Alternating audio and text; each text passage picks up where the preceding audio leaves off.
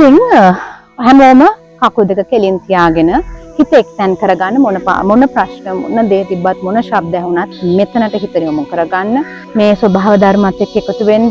හුස්ම ගන්න හොඳ පපුව පුරා හුස්මක් ගන්න.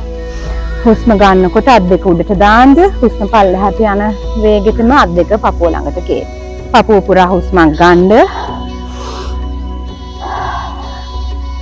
කටින් හුස්ම අරින්න. ඊළඟට ඔගොල්ලෝ නහයෙන් හුස්ම ගන්න. නහයෙන් හුස්ම පිට අරින්න. එතකොට ඒ පිට අරින ගමන්ම ඔයගලන්ට කරන්න තව දෙයක් වෙනවා. මනසේ තියෙන සියලුම කලබලකාරී හැම හැඟීමක්ම අමතක කරලා මේ වෙලාවේ අපිට ඇහෙනවා කාක්ක කැහැගෙන සද්ද, වෙනත් කුරුල්ලොන්ගේ සද්ද, ඒ හැම සද්දයක්ම ගැන හිත යොමු කරන්න. මේ ස්වභාව ධර්මයෙන් එන හුලං, මේ ආලෝකය, ඒ දේවල් වලට හිත යොමු කරන්න. එතකොට මේ තනකොළත් එක්ක අපිට තියෙන මේ පහස, මෙතන අපිට දැන් පිනි බින්දු වැටලා මේ තියෙන වතුර අපිට ගෑවෙනවා. ඒ දේවල් වලට ඔළුව යොමු කරන්න. හිත ඒවට යොමු කරන්න.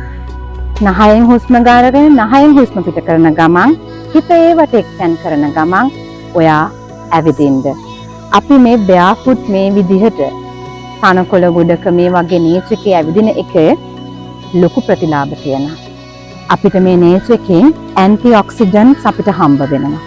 ඕගොල්ලෝගේ ජීවිතේට ඒක ධනාත්මක ලෙස වැඩ කරනවා. ඉතින් මේ වැඩ කරන ගමන් මේ විදිහට ඇවිදින ගමන් හිතන්න මගේ තියෙන සියලුම නෙගටිව් සිතුවිලි, සියලුම නෙගටිව් වයිබ්ස්, ඍණාත්මක මාගේ ජීවිතේ වැඩ කරනා වූ සෑම දෙයක්ම මේ පොළවට පතිත වෙලා මේ නේචර් එකෙන් මට මේ ස්වභාව ධර්මයෙන් මට මේ වෙලේ දෙන ආලෝකය, සිසිලස, හුලං වලින් එන මේ මද හුලඟෙන් එන සිසිලස මගේ ජීවිතය ධනාත්මක කරනවා.